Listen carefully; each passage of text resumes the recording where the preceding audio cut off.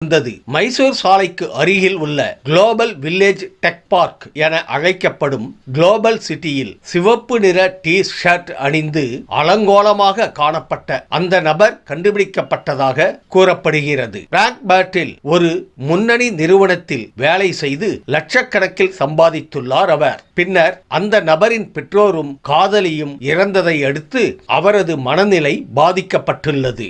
அந்த நபர் தனது வாழ்க்கையில் பெற்றோரையும் காதலியையும் மிகவும் நேசித்துள்ளார். இவரும் காதலியும் விரைவில் திருமணம் செய்து கொள்ள விரும்பினர். அவரது வாழ்க்கையில் எல்லாம் நன்றாக நடந்து கொண்டிருந்தது. இந்த நிலையில் அவரது பெற்றோரும் காதலியும் திடீரென இறந்தனர். அவர்களின் மரணத்திற்கு பிறகு அந்த நபரின் வாழ்க்கை திசை திரும்பியது. நேசித்தவர்களை இழந்த நிலையில் அந்த நபர் குடிப்பழக்கத்திற்கு அடிமையானார். குடிப்பழக்கத்தால் அந்த இளைஞனின் வாழ்க்கை படிப்படியாக மாறியது. அவர்